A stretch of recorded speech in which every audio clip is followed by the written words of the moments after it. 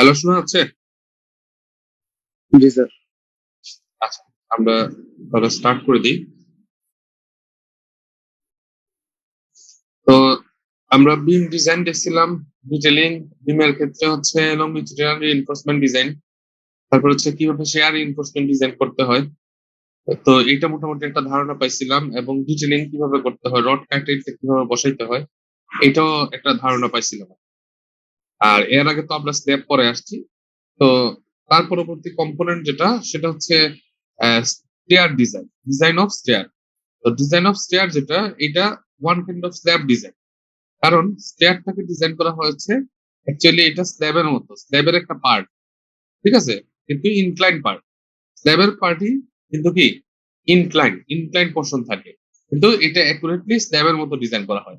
এবং এটা হচ্ছে অ্যাকচুয়ালি এটা ওয়ান ওয়ে স্ল্যাব। এখানে আমাকে খুঁজে বের করতে হয় না এটা ওয়ান ওয়ে না এটা টু ওয়ে, এটা automatic one way. Automatic one way কেন? কারণ হচ্ছে যে এটার যে উইডথ আছে, উইডথের তুলনায় আমি যদি তার লেন্থ হিসাব করি, তাহলে উইডথের তুলনায় লেন্থ দ্বিগুণের দ্বিগুণের চেয়েও বড় থাকে। দ্বিগুণের চেয়েও বড় থাকলে এটা অ্যাকচুয়ালি হচ্ছে one way slab. One way স্ল্যাবে সাধারণত হচ্ছে শর্টার ডিরেকশন আবার মেইন রিইনফোর্সমেন্ট বসে, তাই না?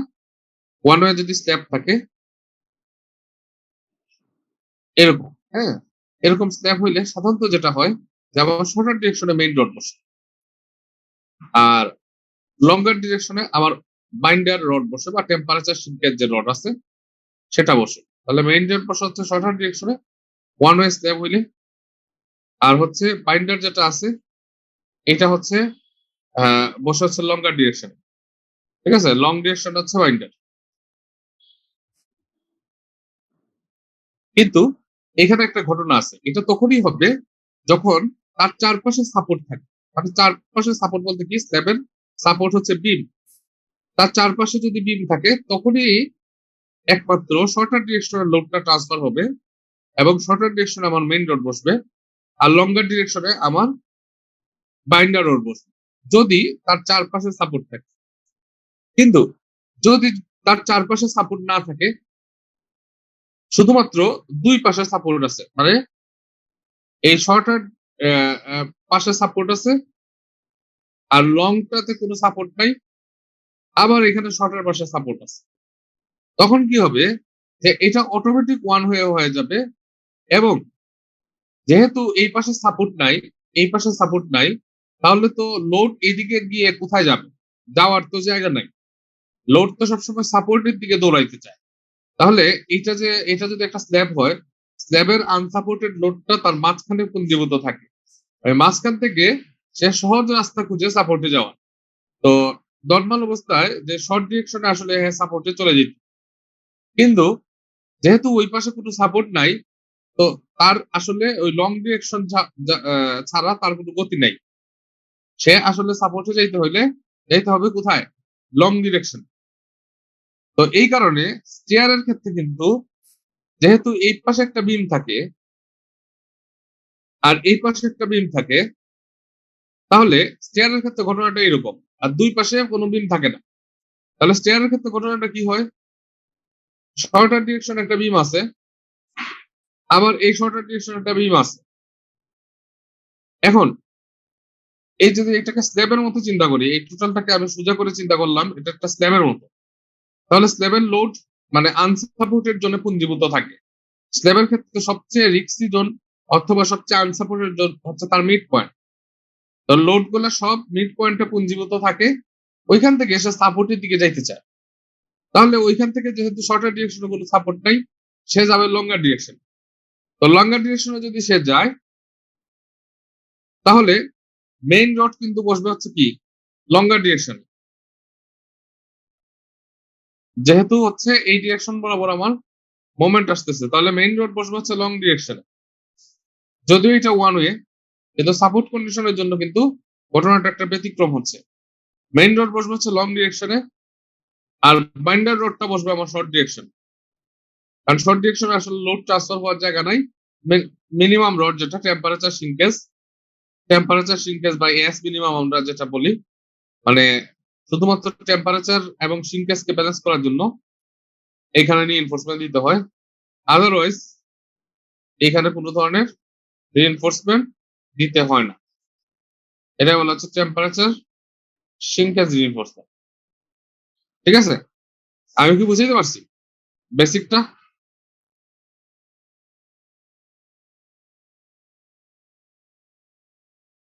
তাহলে স্টেয়ারের ক্ষেত্রে আমরা যেটা দেখতেছি যে লং ডিরেকশনে আমার মেইন রিইনফোর্সমেন্ট বসবে, আমি আবারও বলতেছি, আর শর্টার ডিরেকশন হচ্ছে টেম্পারেচার সিঙ্কেজ বসবে। কেন বসবে?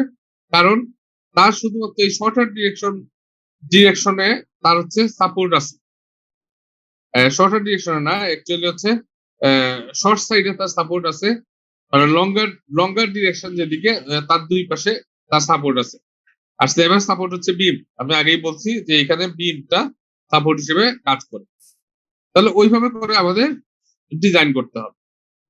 তো প্রথমে যেটা করতে হবে যে একটা স্টেয়ারের স্ট্যান্ডার্ড সাইজ আমরা দেখি। স্টেয়ারের যদি স্ট্যান্ডার্ড সাইজ আমরা দেখি, তো সাধারণত তার যে হাইটটা থাকে প্রত্যেকটা স্টেপের, এই হাইটটা সাধারণত 6 ইঞ্চি থাকে। এটাকে আমরা বলি হচ্ছে রাইজ।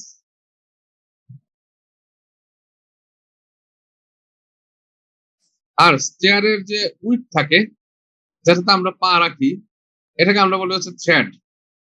থ্রেড সাধারণত 10 ইঞ্চি থাকে। 10 ইঞ্চি কেন থাকে? কারণ হচ্ছে মানুষের পায়ের পাতার সাইজ হচ্ছে 9 ইঞ্চি। ঠিক আছে, এই কারণে 9 ইঞ্চির উপরে নাই, এই কারণে 10 ইঞ্চি থাকে। ওই পাটার দোকানে যদি আমরা যাই, তাহলে হচ্ছে জুতা কেনার ক্ষেত্রে নাম্বার 9 এই জুতাই আমরা মানে সর্বোচ্চ আর কি, এরপরে আর জুতা হয় না। তো 9 ইঞ্চি একটা মানুষের পায়ের পাতা 9 ইঞ্চি থাকে। তো এই কারণে এটাকে অ্যাকোমোডেট করার জন্য 10 ইঞ্চি, অনেক সময় 11-12 দেওয়া হয় আরো কমফোর্টেবিলিটির জন্য। তো স্ট্যান্ডার্ড হচ্ছে 10 ইঞ্চি। আচ্ছা, এদিকে আসার পরে এখন হচ্ছে স্টেয়ারের উইডথ। স্টেয়ারের উইডথের স্ট্যান্ডার্ড হচ্ছে 3 ফুট 4 ইঞ্চি সাধারণত মিনিমাম দিতে হয়, 3 ফুট 4 ইঞ্চি। কিন্তু এখানে দেওয়া আছে হচ্ছে 3 ফুট 6 ইঞ্চি। 3 ফুট 6 ইঞ্চি দিলে কমফোর্টেবল, কিন্তু তারপরেও মিনিমাম যে লিমিটটা আছে, মিনিমাম হচ্ছে 3 ফুট 4 ইঞ্চি। এর নিচে স্টেয়ার দেওয়া যায় না। আর 3 ফুট 6 ইঞ্চি হচ্ছে স্ট্যান্ডার্ড, এটা দেওয়া যায় আর কি, 3 ফুট 6 ইঞ্চি। তাহলে এখানে স্টেয়ারের যে উইড দেওয়া আছে এটা 3 ফুট 6 ইঞ্চি। 3 ফুট 6 ইঞ্চি। আবার এই পাশের যে স্টেয়ার আছে এটার উইড দেওয়া আছে হচ্ছে 3 ফুট 6 ইঞ্চি। আর এই দুই স্টেয়ারের মাঝখানে একটা গ্যাপ রাখা হয়েছে। দুই স্টেয়ারের মাঝখানে একটা গ্যাপ রাখা হয়েছে, এই গ্যাপটা হচ্ছে 6 ইঞ্চি। কোনো কারণে যদি ওয়াল টু ওয়াল করতে হয় অথবা রেলিং এর জন্য পর্যাপ্ত স্পেসের যে দরকার থাকে, এই কারণে এই দুইটা স্টেয়ারের মধ্যকার গ্যাপ রাখা হয়েছে হচ্ছে 6 ইঞ্চি। তাহলে এই পাশে যেহেতু 3 ফুট 6, এই পাশে যেহেতু 3 ফুট 6, তাহলে হচ্ছে 7 ফুট, আর মাঝখানে 6 ইঞ্চি। তাহলে এটার টোটাল উইডটা হচ্ছে 7 ফুট 6 ইঞ্চি। আমি কি বুঝাইতে পারলাম? টোটাল উইডটা হচ্ছে 7 ফুট 6 ইঞ্চি। আর যে ল্যান্ডিং আছে, এই ল্যান্ডিং এর ইয়েটাও স্ট্যান্ডার্ডটাও রাখা হচ্ছে 3 ফুট 6 ইঞ্চি। এটা সাধারণত 4 ফুটও রাখা হয়। আমরা প্র্যাকটিক্যালি আসলে ল্যান্ডিংটাকে আর একটু বড় চিন্তা করি, আমরা 4 ফুটও পর্যন্ত কিন্তু রাখি, কিন্তু 3 ফুট 6 ইঞ্চিও স্ট্যান্ডার্ড হিসেবে কাজ করে আর কি। এর নিচে রাখা যায় না। কিন্তু আমরা কমফোর্টেবিলিটির জন্য সাধারণত প্র্যাকটিক্যালি যখন ডিজাইন করি, তখন যাতে ল্যান্ডিং যেটা আছে এটা যাতে 4 ফুট রাখে, এটা খেয়াল রাখতে হবে। তো এটা গেল একটা স্টেয়ারের ডিটেইলার। তাহলে আমরা দেখলাম হচ্ছে এই হাইটটাকে বলা হচ্ছে কি কি বলে, এখানে আমরা দেখি।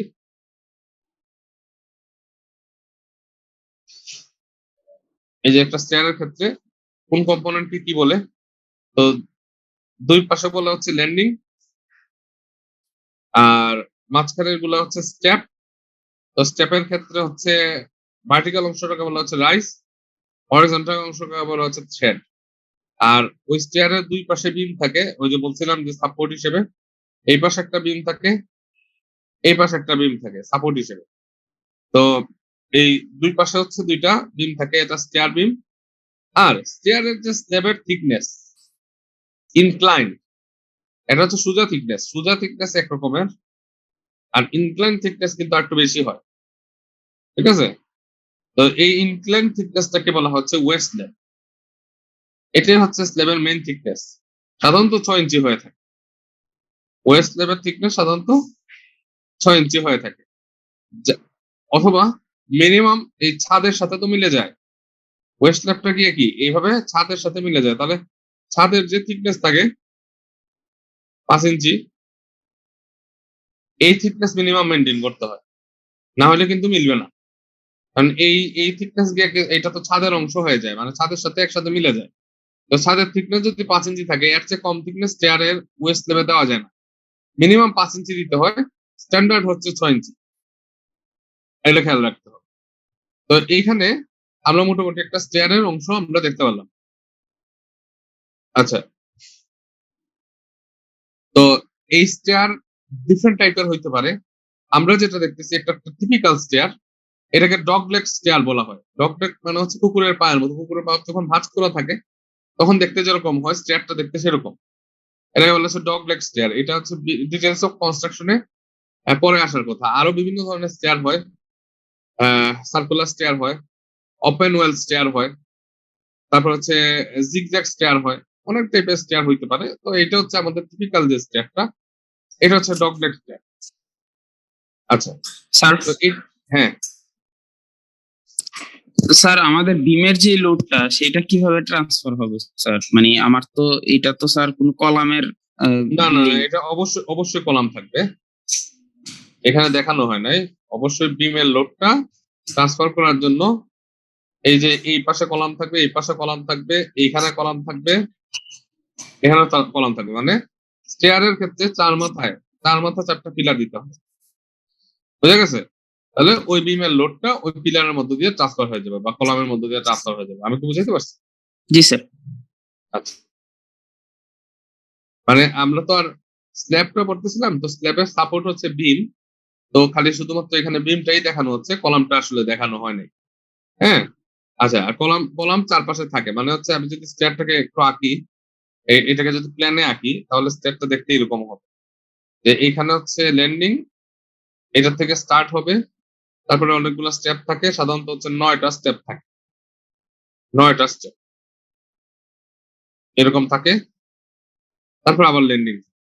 তখন এই পাশে একটা কলাম থাকে, এই পাশে একটা কলাম থাকে, এই পাশে একটা কলাম থাকে, এই পাশে একটা কলাম থাকে। এই 4টা কলামের মধ্য দিয়ে স্টেয়ারের যে বিমটা, এই বিমের লোডটা ট্রান্সফার। আচ্ছা, এখন এই স্টেয়ারটা হচ্ছে, এটাকে বলে double flight stair. Double flight stair মানে হচ্ছে আমাদের টোটাল বিল্ডিং এর হাইট যেটা আছে, টোটাল বিল্ডিং এর হাইট হচ্ছে 10 ফিট স্ট্যান্ডার্ড। ওকে, তাহলে এটা দিয়ে এই অর্ধেক হাইট সাধারণত উঠে, আবার আরেক ফ্লাইট দিয়ে বাদ বাকি অর্ধেক হাইট উঠে। যদি এরকম হয় যে একটা স্টেয়ার দিয়ে সে অর্ধেক হাইট উঠলো, মানে হচ্ছে 5 ফিট, আর বাদ বাকি স্টেয়ার দিয়ে সে বাদ বাকি অর্ধেক হাইট উঠলো, মানে হচ্ছে 5 ফিট, তখন এটাকে বলা হচ্ছে ডাবল ফ্লাইট স্টেয়ার। এখানে ফ্লাইট দুইটা, এখানে একটা দিয়ে অর্ধেক রাস্তা উঠলাম, তারপরে একটা। এখন আমি টানাও 10 ফিট উঠতে পারতাম। টানা 10 ফিট উঠতে গেলে সিঁড়িটা অনেক খাড়া হইতো এরকম, এবং অনেক স্পেস থাকে।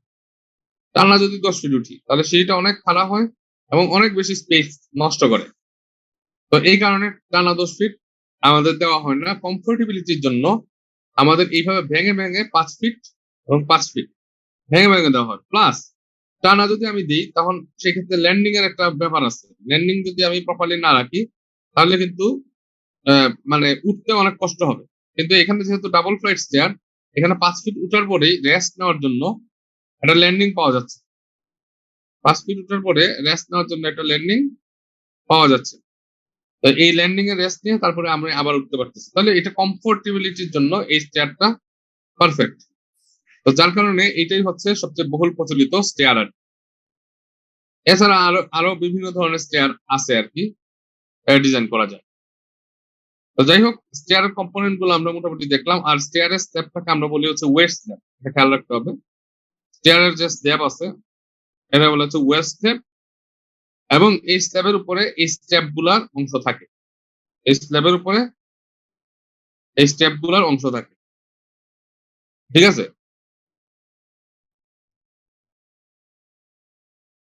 আচ্ছা, এখন এই স্টেয়ারের ক্ষেত্রে আমি বলছিলাম যে এটা 10 ফিট উঠে। তো 10 ফিট উঠতে গেলে 9টা স্টেপের দরকার হয়। কেমনে 9টা স্টেপের দরকার হয়?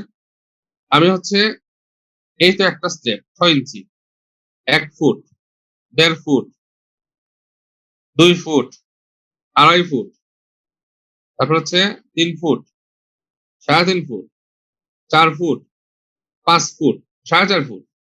5 ফুটে গিয়ে সে কিন্তু এই যে স্ল্যাবে উঠে যায়। 5 ফুটে গিয়ে সে কি হয়ে যায়? স্ল্যাবে উঠে যায়।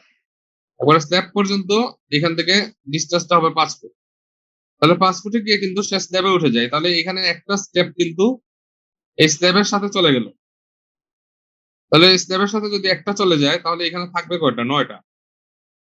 তো সাধারণত যদি আমাদের 10 ফুট হাইট হয় তাহলে সাধারণত আমাদের 9টা স্টেপ থাকে। আর আমি কি বুঝাইতে পারছি? জি স্যার। আচ্ছা, তো 9টা যদি স্টেপ থাকে তাহলে এখানে হাইট দেওয়া আছে। এই যে এটা তো স্ল্যাবের পার্ট হয়ে গেছে, উপরের অংশটা তো স্ল্যাবের পার্ট। বাদ বাকি কতটুকু অংশের হাইট কত? এখানে অংশটুকুর হাইট কত? এই যে স্ল্যাবের নিচ থেকে বটম থেকে, আর যেখানে আমার স্টার্টিং পয়েন্ট এখান পর্যন্ত হাইট কত? 4.5 ফুট। আচ্ছা, আর এই দিক বরাবর এই জায়গা থেকে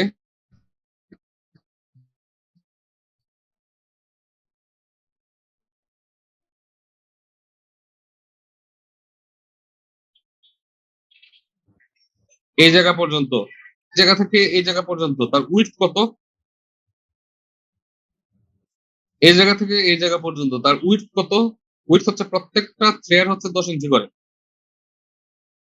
তো আমি যদি হরিজন্টাল উইডথ চিন্তা করি, 10 ইঞ্চি 10 ইঞ্চি এরকম করে 9টা, 9.90 ইঞ্চি, মানে 7.5 ফিট।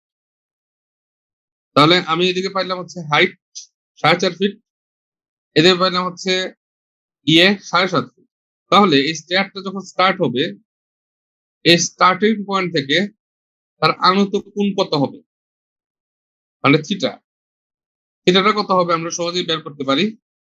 কারণ হচ্ছে লম্ব বাই ভূমি করে আমরা জানি tan থিটা ইকুয়াল টু লম্ব বাই ভূমি। লম্ব হচ্ছে 4.5, ভূমি হচ্ছে 7.5। তো এখান থেকে থিটার মানটা আমরা বের করতে পারি খুব সহজেই। Theta equal to tan inverse 4.5 by 7.5। তাহলে আনত কোণটা পেয়ে যাব, মানে কত ডিগ্রি অ্যাঙ্গেলে স্টেয়ারটা উঠতেছে ইনক্লাইন্ড হয়, সেটা আমরা এখান থেকে মেজার করতে পারবো। তাহলে এগুলো হচ্ছে বেসিক ধারণা। এই এতটুকু পর্যন্ত আমার কিন্তু 7.5 ফিট। তারপরে কিন্তু আবার এদিকে আছে কিন্তু 3.5 ফিট, খেয়াল রাখতে হবে। ল্যান্ডিংটা আছে হচ্ছে 3.5 ফিট, আবার এই পাশে কিন্তু ল্যান্ডিংটা আছে কিন্তু 3.5 ফিট।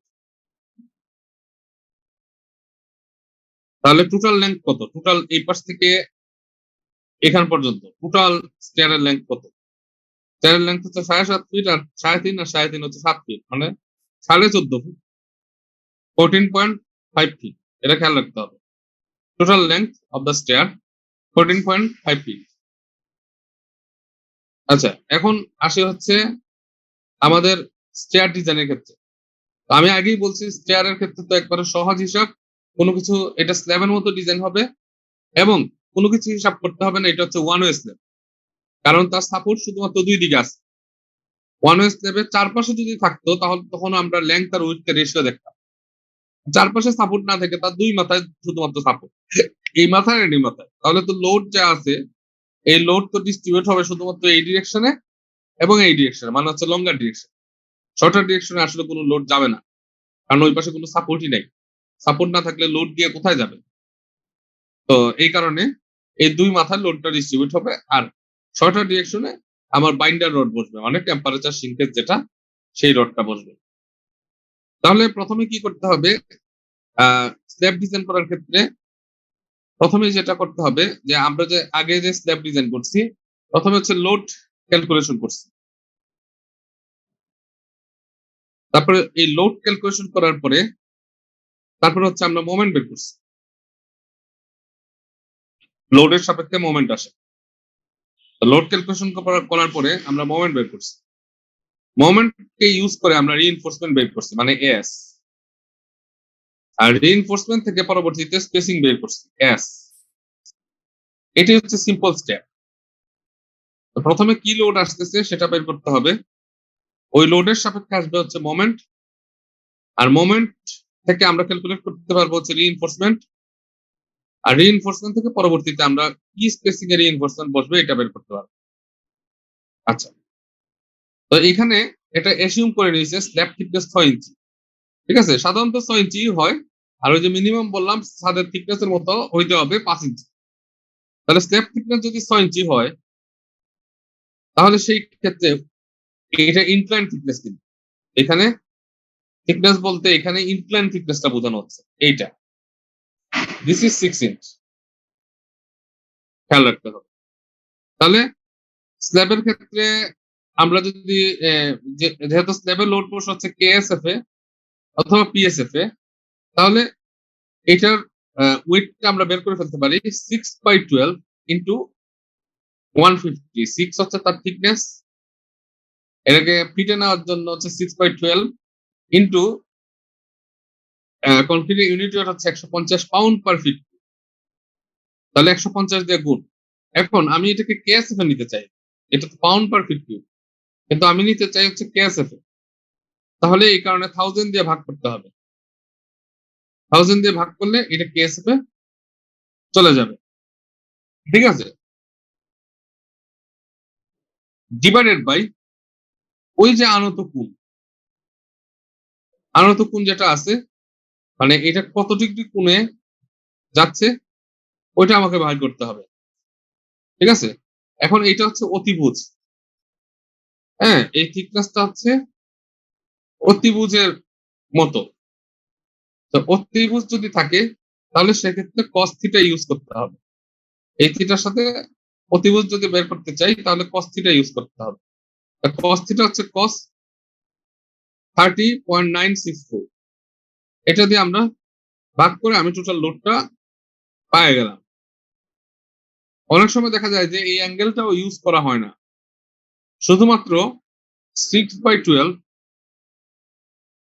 এটাকে 150 দিয়ে গুণ করলেই আমরা স্ল্যাবের টোটাল থিকনেসটা পেয়ে গেলাম। আমি কি বুঝাইতে পারছি? জি স্যার। আচ্ছা, এটা করে আমি বের করে ফেলতে পারি, এই অ্যাঙ্গেলটাকে আসলে নিয়ে আসার কোনো প্রয়োজন নেই, এটা করেও আমরা কিন্তু স্ল্যাবের সেলফ ওয়েটটা বের করতে পারি, কারণ এটার সাথে অ্যাঙ্গেল জড়িত না। আচ্ছা, তো এটা হচ্ছে ওয়েস্ট স্ল্যাবের এরিয়াটা আমরা বের করলাম। এখন আসে হচ্ছে রাইজ এবং স্টেপ। ওয়েস্ট স্ল্যাব তো স্ল্যাব গেল, এটা হচ্ছে 6 ইঞ্চি, এটা 6 ইঞ্চি স্ল্যাব গেল, তার উপরে আবার কিন্তু আরেকটা স্ল্যাবের লোড আছে, মানে আরো কিছু অংশের লোড আছে, এটা তো লোড ক্যালকুলেশন করলাম তার সেলফ ওয়েট, কিন্তু এটার সাথে এরকম প্রত্যেকটা স্টেপ আছে, আবার এই স্টেপ গুলার আবার একটা লোড আছে, ঠিক আছে। তো এই স্টেপ গুলার লোড সহজে ক্যালকুলেট করা যায়। কিভাবে ক্যালকুলেট করা যায়, এখানে একটু জটিল ভাবে দেওয়া আছে। এরা কি করছে, এরা হচ্ছে এভারেজ, এই এরিয়াটাকে এভারেজে নিয়ে গেছে, এভারেজ থিকনেসে নিয়ে গেছে, এই এরিয়াটাকে কনভার্ট করে ফেলছে একটা থিকনেস। মনে করতেছে যে 6 ইঞ্চি যেরকম একটা থিকনেস, যদি আমি এটাকে ফ্ল্যাট ভাবে চিন্তা করি তাহলে এটা থিকনেস কত হইতে পারে এক্সট্রা। তো এরা বলতেছে যে এটাও কনভার্ট করা যায়, মানে টোটাল এরিয়া বের করে এই থিকনেসটা বের করা যায়, এটা হচ্ছে 2.57 ইঞ্চি। আমি কি বুঝতে পারছি? 2. 2.57 ইঞ্চি তারা হচ্ছে এটার ইকুইভ্যালেন্ট থিকনেস বের করছে। এই যে প্রত্যেকটা স্টেপকে আমি যদি থিকনেসে কনভার্ট করি তাহলে ইকুইভ্যালেন্ট থিকনেস তারা বের করতে হচ্ছে 2.57 ইঞ্চি। ঠিক আছে, তাহলে সেম ভাবে যেহেতু স্ল্যাবের থিকনেস থেকে 150 দিয়ে গুণ করে আমরা হচ্ছে লোড পাইছিলাম, এখানেও ওই যে এক্সট্রা যে থিকনেস 2.57 ওইটাকে 150 দিয়ে গুণ করে আমি এটারও ওয়েটটা বের করে ফেলতে পারবো, যেটা স্ল্যাবের উপরে কাজ করতেছে। এখন কথা হচ্ছে যে এই যে ইকুইভ্যালেন্ট থিকনেস বাইর করা, এটা ডিফিকাল্ট আছে। ডিফিকাল্ট বলতে ডিফিকাল্ট না অ্যাকচুয়ালি, এটা হচ্ছে যে আমার টোটাল টোটাল যে ইয়ে আছে, কি জানো, স্টেপ গুলো আছে, এটা হচ্ছে একটা ট্রায়াঙ্গেল। ঠিক আছে না, এটা ট্রায়াঙ্গেল। ট্রায়াঙ্গেলের এরিয়া জানি হাফ ইন্টু ভূমি, ভূমি হচ্ছে 10 ইন্টু উচ্চতা হচ্ছে 6। ঠিক আছে, উচ্চতা কত? উচ্চতা হচ্ছে 6। তাহলে এখানে আমি পরে হাফ ইন্টু ভূমি ইন্টু উচ্চতা করে এই ক্রস সেকশনটা আমি পাইলাম। এই ক্রস সেকশনের এরিয়াটা আমি কি করলাম, পাইলাম। মানে 530 ইঞ্চি স্কোয়ার। এই ক্রস সেকশনের এরিয়াটা আমি পাইলাম। আচ্ছা, এই ক্রস সেকশনের পরে এদিকে কিন্তু আবার তার একটা লেংথ আছে, প্রত্যেকটা স্টেপের আবার এই বরাবর একটা লেংথ আছে। এই বরাবর যে লেংথটা আছে এটা হচ্ছে 3.5 ফিট।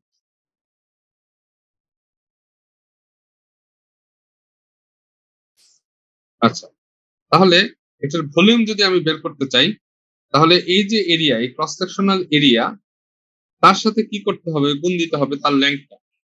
তাহলে লেংথটা হচ্ছে 3.5 ফিট, 3.5 ইন্টু 12। ঠিক আছে, 3.5 ইন্টু 12, 12। তো এই 3.5 ইন্টু 12 করলাম, তাহলে হচ্ছে আমি টোটাল ইয়ে যেটা আছে, ভলিউম যেটা আছে, আমি এটা বের করে ফেললাম। টোটাল একটার জন্য কতটুকু ভলিউম, এরকম স্টেপ কয়টা আছে? স্টেপ আছে হচ্ছে 9টা। 9টার জন্য ভলিউম কত সেটা আমি বের করতে পারবো। ঠিক আছে, আমি কি এটা বুঝাইতে পারছি? আমি প্রথমে ক্রস সেকশনাল এরিয়াটা বাইর করলাম, হাফ ইন্টু ভূমি ইন্টু উচ্চতা করে, যেহেতু এটা ট্রায়াঙ্গেল। তাহলে এটা হচ্ছে এরিয়া, এবং এইটা টোটাল এদিকে একটা লেংথ আছে। এরিয়াকে যখন আমি লেংথ দিয়ে গুণ দিব তাহলে এটা হয়ে যাবে ভলিউম। আচ্ছা, তো লেংথটা হচ্ছে 3.5 ফিট, এই কারণে এটাকে ইঞ্চিতে নেওয়ার জন্য 3.5 ইন্টু 12 লিখছি। তাহলে এটা গেল একটা স্টেপের ওয়েট। এরকম স্টেপ আছে কয়টা? স্টেপ আছে 9টা, ইন্টু 9 ডিভাইডেড বাই, তাহলে এটা হচ্ছে আমি পাইলাম, এটা এটা এটা যে ইয়েটা পাইলাম, এটা হচ্ছে টোটাল ভলিউম পাইলাম। এই টোটাল ভলিউমটা আবার, এই টোটাল যে ভলিউম যেটা পাইলাম, এটাকে আমি কনক্রিটের ইউনিট ওয়েট দিয়ে গুণ দিতে পারি, মানে হচ্ছে 150 কনক্রিট ইউনিট ওয়েট। 150 দিয়ে টোটাল গুণ দিলে তার যে লোডটা আছে, টোটাল লোডটা, এই লোডটা আমি পেয়ে গেলাম। ঠিক আছে, ডিভাইডেড বাই সেই লোডটা কাজ করতেছে কতটুকু এরিয়া জুড়ে। তো এটা হচ্ছে এই ইনক্লাইন লেংথ, এই লেংথটা হচ্ছে আমি থিটা দিয়ে বের করতে পারবো। এই যে ইনক্লাইন লেংথ, এই লেংথটা ইন্টু 3.5 ফিট। তাহলে আমি যদি এই লেংথ জানি, এই লেংথ জানি, তাহলে অতিভুজ বের করতে পারবো। এই অতিভুজটা আমি কি করতে পারবো, বের করতে পারবো। তাহলে অতিভুজটা বের করে, এটা অতিভুজটা সাধারণত হবে হচ্ছে √/7.5 square plus 4.5 square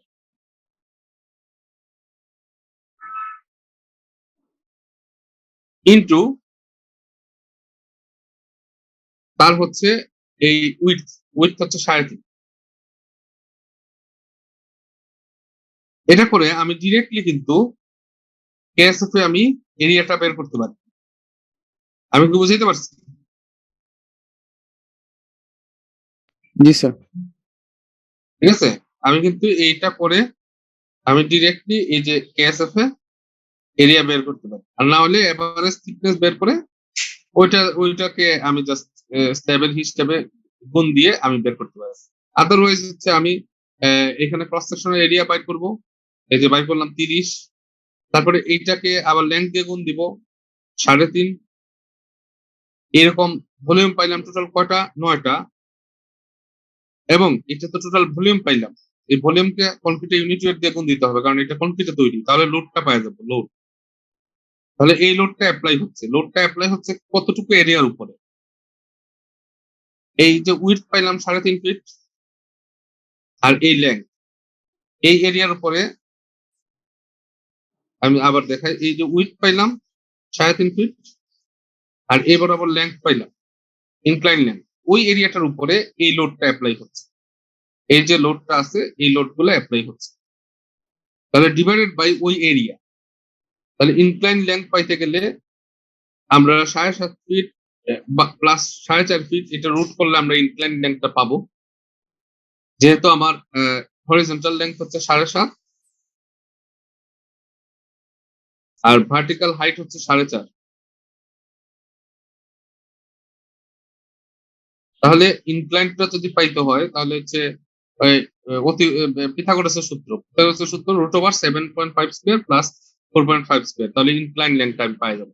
incline length into incline width divided দিয়ে ভাগ করলে আমি ডিরেক্টলি এখানে কিন্তু কেএসএফ এ পাই যাবো। এটা মোটামুটি ইজিয়ার হবে, ওই সিস্টেমে আমরা যাতে করি আর।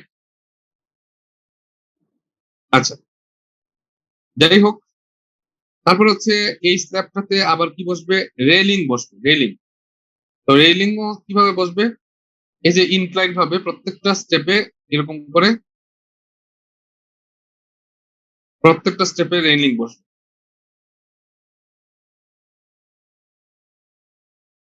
এভাবে প্রত্যেকটা স্টেপে এইভাবে করে রেলিং করবে। এখানে ইনক্লাইন পোস্ট থাকবে, এভাবে রেলিং করে বসবে। তাহলে তারও একটা ওয়েট আছে, রেলিং যেটা আছে এটার একটা ওয়েট আছে। তো তারা ধরছে আর কি রেলিংটা কনক্রিটে তৈরি। এখন তো অবশ্য রেলিং এর জন্য আলাদা করে ওয়েট হিসাব করতে হয় না, কারণ রেলিং গুলো এখন হলো দেখা যায় যে পাইপের তৈরি হয়। ঠিক আছে, হলো পাইপের তৈরি হইলে ওই যে অ্যালুমিনিয়াম পাইপের, এগুলোর ওয়েট খুবই নেগলেজিবল থাকার কারণে আসলে এখানে এক্সট্রা করে আর মানে ওয়েটটা ধরতে হয়। কিন্তু আগের দিনে যে ইয়ে ছিল, সিঁড়ি ছিল, ওইগুলাতে সিমেন্টের পোস্ট ইউজ করতো, তাই না?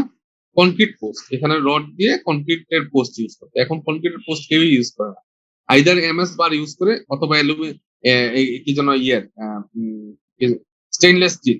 এবং এটা হলো জাস্ট ফর সাপোর্ট। হলো বলতে এটা থিকনেস খুবই কম, আর এটা ভিতরটা পুরোটাই ফাঁপা থাকে, সলিড ওয়েটটা। তাহলে সেই ক্ষেত্রে এইটার যে ওয়েটটা থাকে এটা খুবই নগণ্য, এই কারণে রেলিংটা প্র্যাকটিক্যালি আসলে এত বেশি হিসাব করা হয় না। যেহেতু এরা বলছে যে এটা হচ্ছে 3 ইঞ্চি থিকনেসের এবং 3 ইঞ্চি হাইটের, হ্যাঁ থিকনেসটা হচ্ছে 3 ইঞ্চি,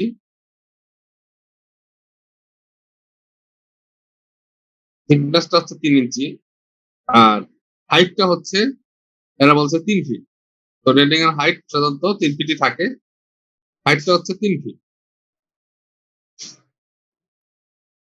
তো এটা ইয়ে করতে হবে, মানে রেলিংটার ওয়েটটা হিসাব করতে হবে। তো এই যে রেলিংটা এটা বসতেছে কিন্তু এই ইনক্লাইন লেন্থের উপর, রেলিং এর লোডটা বসবে ইনক্লাইন লেন্থের উপর। তাহলে এবং এই ইনক্লাইন লেন্থের উপরে হচ্ছে রেলিং এর ওয়েটটা বসবে। তাহলে সেই ক্ষেত্রে আমার যে রেলিং এর আবার লেন্থ আছে এই বরাবর, তাহলে লেন্থটা আমরা হিসাব করে ফেলি। এটা হচ্ছে রেলিং এর ওয়েট, এটা হচ্ছে 3 ইঞ্চি, 3 ইঞ্চিকে 3/12 ইন্টু রেলিং এর হাইট কত 3 ইন্টু তার লেন্থ কত, লেন্থ হচ্ছে ইনক্লাইন লেন্থ, এই ইনক্লাইন লেন্থ হচ্ছে √3 7.5 স্কোয়ার প্লাস 4.5 স্কোয়ার। তাহলে এটা আমরা মোটামুটি পাইলাম। পাওয়ার পরে এটার ইউনিট ওয়েট দিয়ে গুণ দিতে হবে, যেহেতু এটা কনক্রিটের তৈরি, ইউনিট ওয়েট হচ্ছে 150, ইউনিট ওয়েট দিয়ে গুণ দিলাম। এবং এই রেলিং এর যে লোডটা, এই লোডটা বসবে কোন এরিয়ার উপরে? এই যে ইনক্লাইন লেন্থ এবং ওই স্টেয়ারের যে উইডথ, এই এরিয়াটুকুর উপরে অ্যাকচুয়ালি হচ্ছে এই রেলিং এর লোডটা বসবে। তাহলে রেলিং এর লোড যদি আমি হিসাব করে ফেলি হচ্ছে পাউন্ডে, মানে ফোর্স হিসেবে, ফোর্স কে তার এরিয়া দিয়ে ভাগ করলে কেএসএফ এ চলে আসবে। আর স্ল্যাবে আমরা লোড কেএসএফ অথবা পিএসএফ এ বসাই। তো ফোর্স কে আমার স্ল্যাবের এরিয়া দিয়ে ভাগ করলে কেএসএফ অথবা পিএসএফ এ আমরা পেয়ে যাব। তাহলে এই এরিয়াটা কত হবে? এরিয়াটা হবে হচ্ছে এখানে সোজা যদি আমি হিসাব করি, এখানে স্ল্যাবের এরিয়া হচ্ছে 7.5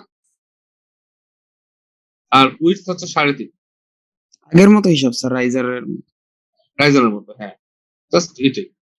পরে আমরা এখান থেকে রেলিং এরটা পাই যাবো। তো রেলিংটা আমি আবারও বলতেছি যে এটা আসলে তেমন হিসাবে ধরা হয় না এখন। হ্যাঁ, আগে হিসাবে ধরা হইতো যেহেতু কনক্রিট দ্বারা তৈরি ছিল। হ্যাঁ। তারপর হচ্ছে ফ্লোর ফিনিশ। ফ্লোর ফিনিশ হচ্ছে যে এই যে স্ল্যাব আছে, স্ল্যাবের উপর আবার টাইলস বসবে অথবা নেট ফিনিশ বসবে, মানে প্রত্যেকটা স্টেপে। তাহলে এটা floor finish. Floor finish BNBC standard বলতে 25 থেকে 35 পিএসএ। 25 হচ্ছে নর্মাল টাইলস, 35 হচ্ছে মার্বেল টাইলস। তো 30ও ধরতে পারি আমরা, আর 25 হচ্ছে মিনিমাম স্ট্যান্ডার্ড, আমরা 25ও ধরতে পারি। এটা বিএনবিসি হচ্ছে 25 to 35, 25 to 35 হচ্ছে ফ্লোর ফিনিশের ওয়েট ধরার জন্য। তো এখানে মিনিমামটাই ধরছে 25। তো এইটাই গেল যে টোটাল স্ল্যাবে আমার কতটুকু লোড বসতেছে। তাহলে আমার ওয়েট স্ল্যাবের লোড বসতেছে, আমার রাইস স্ল্যাবের লোড বসতেছে, রেইলিং, ফ্লোর ফিনিশ, এটা হচ্ছে ডেড লোড হিসেবে কাউন্ট হবে। আর লাইভ লোড হিসেবে কি বসবে? লাইভ লোড হচ্ছে স্টেয়ারের লাইভ লোড। সাধারণত আমরা বিএনবিসি কোড অনুসারে রেসিডেন্সিয়াল বিল্ডিং এর লাইভ লোড হচ্ছে 40 পিএসএ, কিন্তু স্টেয়ারটা ইমার্জেন্সি পারপাসে ইউজ করা হয়। ইমার্জেন্সি পারপাসে ইউজ করা হওয়ার কারণে তার লাইভ লোড ধরা হবে হচ্ছে 100 পিএসএ। ঠিক আছে? তো কারণ হচ্ছে যখন ভূমিকম্প হবে অথবা কোনো ইমার্জেন্সি অ্যাক্সিডেন্টের জন্য, তখন স্টেয়ারের উপরে প্রচুর প্রেসার পড়ে। তো এই ক্ষেত্রে চেয়ারের লাইভ লোড হচ্ছে 100 পিএসএ মিনিমাম ধরতে হয়, এটা বিএনবিসি কোডে বলতেছে। তাহলে কেএসএফ নিলে এত। এখন সবকিছু যদি লোড আমি পাওয়া যাই, তাহলে আমি টোটাল লোড বের করতে পারবো ইউএসডি এসিআই কোড অনুসারে 1.2 dead load plus 1.6 live load. এটা করে আমি টোটাল লোডটা বের করলাম। তো লোড যদি বের করে যাই, তো আমি বলছিলাম যে স্টেয়ারের এখন এই পাশে হচ্ছে স্টেয়ারটা স্টার্ট হয়, তারপর হচ্ছে 3.5 ফিটের একটা ল্যান্ডিং, তারপর হচ্ছে এখানে আবার স্টেয়ারটা উঠে আবার এখানে 3.5 ফিটের একটা ল্যান্ডিং, তারপর হচ্ছে এখানে স্টেয়ার বিমটা বসে। তাহলে আমি টোটাল যদি স্টেয়ারের লেন্থটা হিসাব করি, আমি বলছিলাম যে লেন্থটা হচ্ছে 3.5 ফিট, এখানে হচ্ছে 7.5 ফিট, আর এখানে হচ্ছে 3.5 ফিট। তাহলে এটা করে আমি টোটাল লেন্থ পাই যাবো। তাহলে টোটাল লেন্থ হচ্ছে 3.5 ফিট ইন্টু 2 প্লাস 7.5 ফিট, মানে হচ্ছে 14.5 ফিট। তাহলে টোটাল সাপোর্টেড এটাকে চিন্তা করবো হচ্ছে 14.5 ফিটের একটা বিম হিসেবে। স্ল্যাবটা ডিজাইন হয় আবার কি বিম হিসেবে। তাহলে 14.5 ফিটের বিম এবং এই পাশে একটা সাপোর্ট, এই পাশে একটা সাপোর্ট। যেহেতু আমার স্টেয়ার বিম আছে, তাহলে ফিক্স সাপোর্ট হিসেবে ইউজ হবে। তাহলে এটার মোমেন্ট ডায়াগ্রাম এবং উপরে লোড কাজ করবে। তাহলে তার মোমেন্ট ডায়াগ্রামটা হবে এরকম, দুই সাপোর্টে নেগেটিভ মোমেন্ট আর মাঝখানে পজিটিভ মোমেন্ট। আচ্ছা, তাহলে সেই ক্ষেত্রে পজিটিভ মোমেন্ট ক্যালকুলেশন করার সূত্র, যেহেতু এখানে সিঙ্গেল স্প্যান, তাহলে সেক্ষেত্রে পজিটিভ মোমেন্টের সূত্র হচ্ছে WL²/14। যদি সিঙ্গেল স্প্যান থাকে তাহলে এইটা দিয়ে ডিরেক্ট আমি ক্যালকুলেট করতে পারি WL²/14। ওটা করে পজিটিভ মোমেন্ট বের করলাম। আর নেগেটিভ মোমেন্ট ক্যালকুলেশন করার ক্ষেত্রে WL²/9, কারণ নেগেটিভ মোমেন্ট সবসময় বেশি হয়। এটা হচ্ছে WL²/9। এবার নেগেটিভ মোমেন্ট ক্যালকুলেশন করলাম। দেন আর কিছু না, পজিটিভ মোমেন্ট এবং negative moment calculation. Negative moment দুই দিকে আছে এবং দুই দিকের মানই সমান হয়।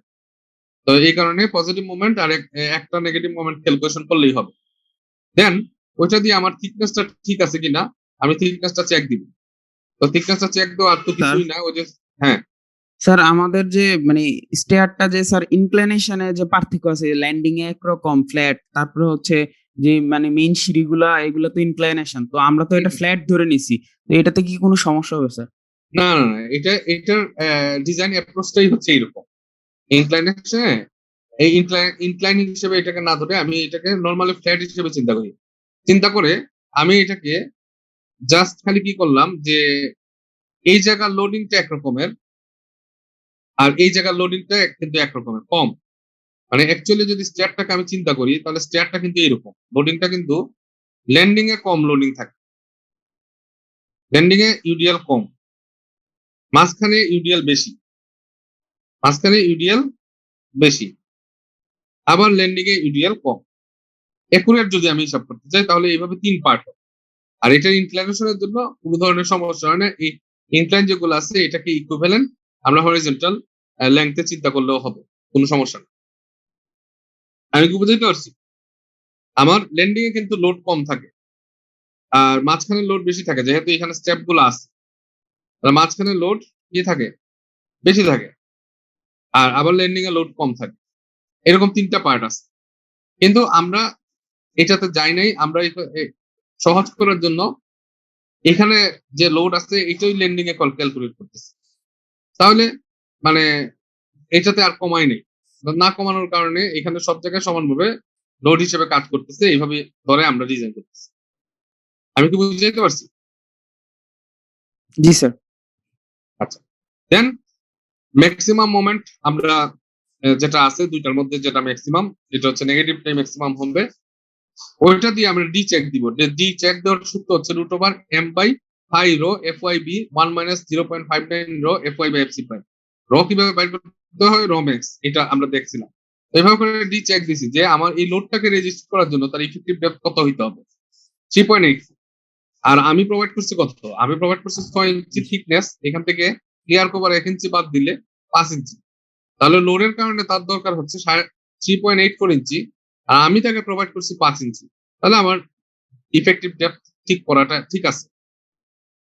দেন এখন রিইনফোর্সমেন্ট বাইর করতে হবে, যেহেতু স্ট্যাপ সাধারণত ওয়ান ওয়ে সিঙ্গলি রিইনফোর্স বিম হিসেবে ডিজাইন হয়। সিঙ্গলি রিইনফোর্স বিমের সূত্র হচ্ছে S = m/5 FYD - FY2। এটাকে আবার এটাকে চেক ধরতে হবে, আবার পরবর্তীতে চেক করতে হবে ASFY / 0.85 FC প্রাইম বি করে। বিটা হচ্ছে উইডথ, তো উইডথটা হচ্ছে আমরা 12 ইঞ্চি ধরি, ঠিক আছে। আর এটাকে আবার কম্পেয়ার করতে হবে কার সাথে, এটা খালি বাইর করলেই হবে না, এটাকে কম্পেয়ার করতে হবে এস মিনিমামের সাথে, এবং দুইটার মধ্যে যেটা ম্যাক্সিমাম সেটা নিতে হবে। তাহলে এস মিনিমাম হচ্ছে 0.144 ইঞ্চি স্কয়ার পার ফিট। তাহলে এটা হচ্ছে আমার লোডের কারণে যে মোমেন্ট আসতেছে পজিটিভ মোমেন্ট 0.41, তাহলে এটা কন্ট্রোল। এস মিনিমামটা আর আমার হিসাবে আনতে হবে না। একইভাবে নেগেটিভের ক্ষেত্রে 0.6, তাহলে এস মিনিমাম কত, 0.14, তাহলে এটা কন্ট্রোল। তাহলে ওইখান থেকে পরবর্তীতে আমার স্ল্যাবে আমরা যেরকম বের করছিলাম স্পেসিং বাইর করতে হবে, নেগেটিভের জন্য এক্সট্রা টপ যেখানে প্রোভাইড করতে হবে আর স্পেসিং বাইর করতে হবে। Sir B is equal to 12 inch, এটা বুঝি নাই। বি ইকুয়াল টু 12 ইঞ্চ হচ্ছে যখন আমরা স্ল্যাবকে আমরা ওয়ান ওয়ে স্ল্যাব হোক আর অথবা 2 ওয়ে স্ল্যাব হোক, আমরা সবসময় হচ্ছে 12 ইঞ্চি স্ট্রিপ ধরে ডিজাইন করি, মানে 1 ফিটের স্ট্রিপ ধরে ডিজাইন করি, ছাদের মতো, স্ল্যাবের মতো। ছাদের মতো, স্ল্যাবের মতো। জি স্যার। আমরা ডিজাইন করি হচ্ছে 12 ইঞ্চির জন্য, 12 ইঞ্চির জন্য কত রড লাগতেছে সেটা বাইর করি। তারপরে স্পেসিং হিসেবে আমরা বলি যে কত ইঞ্চি পর পরে সেন্টার টু সেন্টার সে বসতে পারে। যেহেতু 12 ইঞ্চির বিম হিসেবে তাকে ডিজাইন করা হয়, এই কারণে বি এর মান হচ্ছে মানে উইডথটা হচ্ছে 12 ইঞ্চি। আমি কি বুঝাইতে পারছি? জি স্যার। আচ্ছা, দেন এখানে আর দেখানোর মতো কিছু নাই, কারণ হচ্ছে যে স্ল্যাবের মতোই এখানে হচ্ছে পজিটিভ রিইনফোর্সমেন্ট, নেগেটিভ রিইনফোর্সমেন্ট, যেটা লাগে নেগেটিভ রিইনফোর্সমেন্টের ক্ষেত্রে এক্সট্রা টপ লাগে, এক্সট্রা টপ প্রোভাইড করবা, এই জিনিসটা শেষ। আর আদার ডিরেকশন মানে হচ্ছে এটা গেল লংজিটিউডিনাল ডিরেকশন। আর আদার ডিরেকশন কোনটা? লংজিটিউডিনাল মানে হচ্ছে লম্বা দিকে রড কিভাবে বসবে, এটা স্পেসিং। আর আদার ডিরেকশন বলতে বোঝাচ্ছে হচ্ছে শর্টার ডিরেকশনে। তো শর্টার ডিরেকশনে কি রড বসবে, আদৌ কি রড লাগে?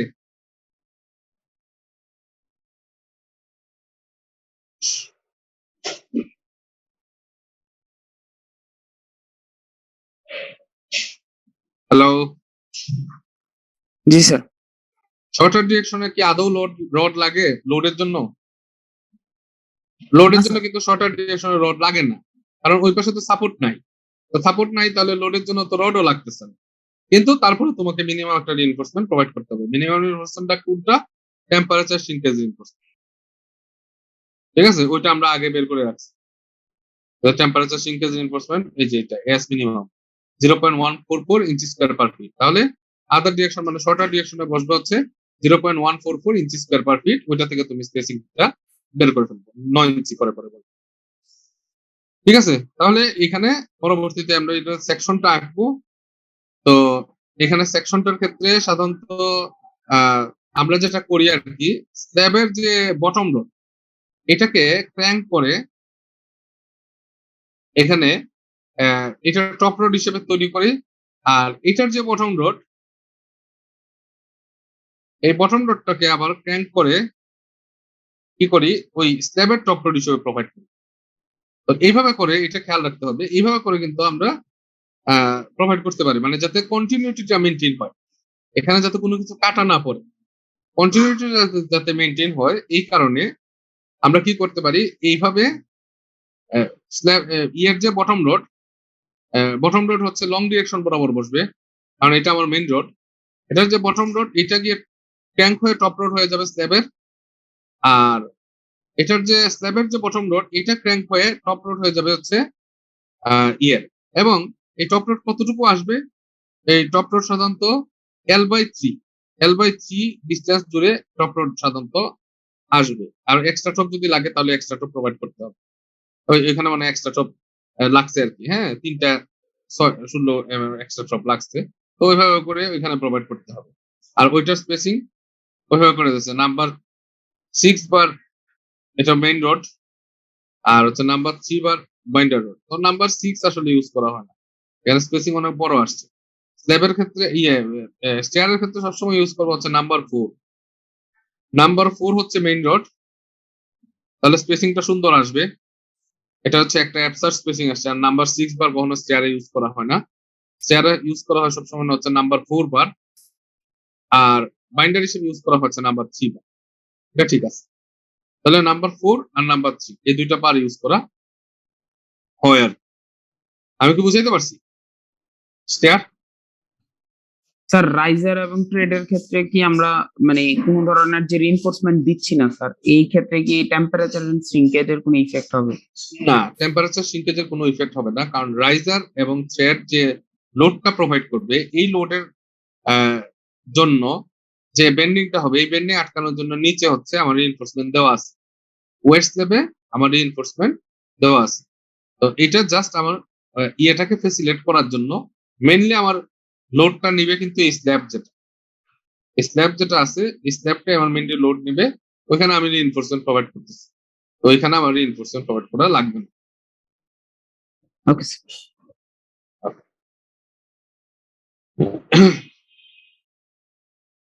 আচ্ছা, এখন ওই স্টেয়ারে আবার বিম আছে। বিম কি, এই পাশে একটা বিম আছে, এই পাশে একটা বিম আছে। তো এটা আর কিছুই না, বিম ডিজাইনের ক্ষেত্রে অর্ধেক লোড নেবে হচ্ছে এই বিম, আর অর্ধেক লোড নেবে হচ্ছে এই বিম। এইভাবে ধরে আমরা বিমটাকে ডিজাইন করতে পারি। আর এখানে একটা স্টেয়ার বিম ডিজাইন দেখাইছে। তো এখানে এরিয়া হচ্ছে একটা, আমরা যদি দেখি অর্ধেক লোড হচ্ছে, আমি এখানে একটা ল্যান্ডিং কনসিডার করলাম, আর এখানে একটা ওই যে রাইজার কনসিডার করলাম। আর এই অর্ধেক লোড মানে এই ল্যান্ডিং এবং এই রাইজার, এটা নিবে হচ্ছে এই বিম, একই ঘটনা। আর এই ল্যান্ডিং এই রাইজার মনে করলাম এটা নিবে এই বিম, তো এটা পুরাটা কনসিডার করছে, এটা আসলে অর্ধেক, মানে এই অর্ধেক নিবে হচ্ছে এইদিকে আর এই অর্ধেক নিবে এইদিকে। তাহলে এইটার যে অর্ধেক আছে এটাকেই যদি আমি এখানে অ্যাড করে দিই তাহলে এটা একটা পুরা এরিয়া হয়ে যায়। তো এই কারণে তারা সহজ করার জন্য এই এরিয়াটুকু নিছে, এই এরিয়াটুকু নিছে, এইগুলার লোড হচ্ছে এই বিমটাতে এসে পড়বে। তাহলে এই এরিয়া হচ্ছে ল্যান্ডিং হচ্ছে 7.5 ফিট বাই 3.5 ফিট গুড। আর এই এরিয়া হচ্ছে আমার কি জানো, রাইজার এবং থ্রেড যেটা, এটারও উইডথ হচ্ছে 3.5 ফিট, আর এটাও লেন্থ হচ্ছে 7.5 ফিট। তাহলে ওইভাবে করে আমি টোটাল এরিয়া পাইলাম যে এতটুকু স্ল্যাবের এরিয়া কন্ট্রিবিউট করে আমার বিমের উপর। তাহলে প্রথমে হচ্ছে বিমের একটা সাইজ আনুমানিক ধরে নেই 10 ইঞ্চি বাই 12 ইঞ্চি। তো 12 ইঞ্চি হচ্ছে ডেপথ আর 10 ইঞ্চি হচ্ছে উইডথ। সাধারণত কলাম যদি 10 ইঞ্চি থাকে তাহলে 10 ইঞ্চি ধরা হয়, হ্যাঁ, অথবা 12 ইঞ্চি থাকলেও 10 ইঞ্চি ধরা হয়, কোনো সমস্যা নাই। এখান থেকে ইফেক্টিভ ডেপথ বাইর করে ফেলা হয়। ইফেক্টিভ ডেপথ এটা হচ্ছে ছোট বিম, মানে 7.5 ফিটের বিম, ঠিক আছে, খুবই ছোট বিম।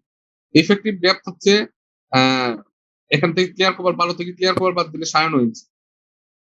হ্যাঁ, এটা পরবর্তীতে কাজে লাগবে, এর চেক দিবে। ওই যে ইফেক্টিভ ডেপথ আমরা চেক দিই না, পরবর্তীতে আমরা চেক দিব, যেহেতু এটা আমি ধরছি। তাহলে এখন এই বিমটাতে কি কি লোড আসতেছে? ওই স্ল্যাবের তো লোড আসতেছেই, আর বিমের সেলফ ওয়েট, এই দুইটা লোড আসতেছে। তাহলে সেলফ ওয়েট আমি হিসাব করতে ফেলতে পারি। বিমের সেলফ ওয়েট হচ্ছে 10/12, হ্যাঁ, 10 ইঞ্চি আর 12 ইঞ্চি।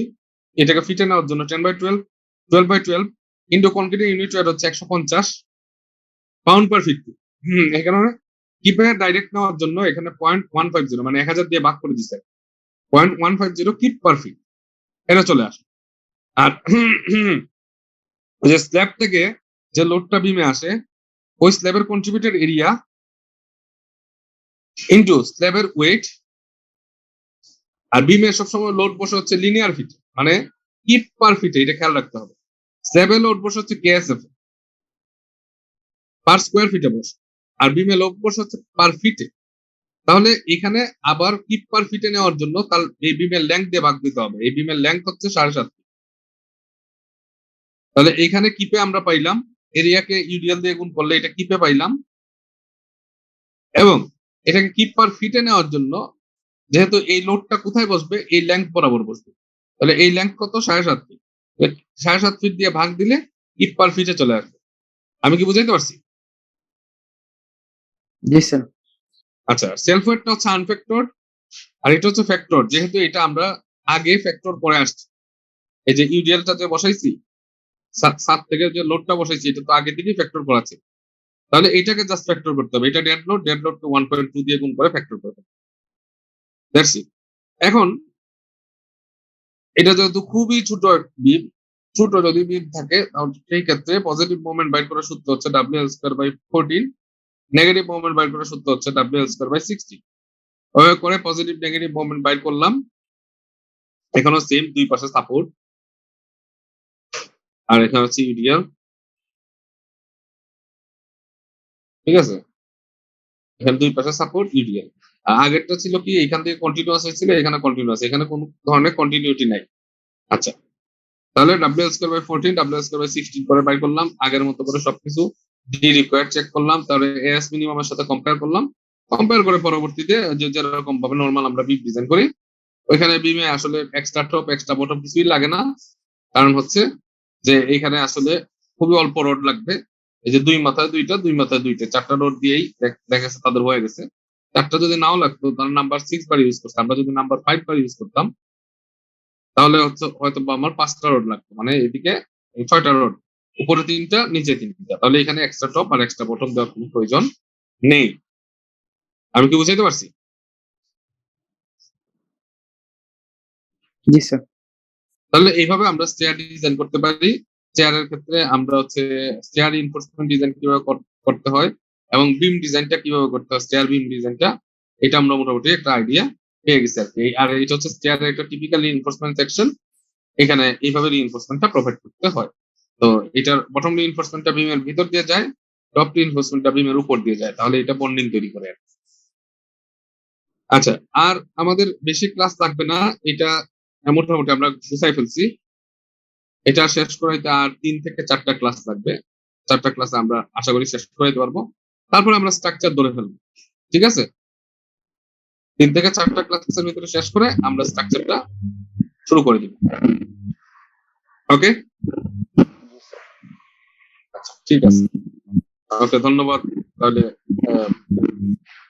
পরশুদিন ক্লাস নেব আমরা, রবিবারে। রবিবার। আসসালামু আলাইকুম। আচ্ছা।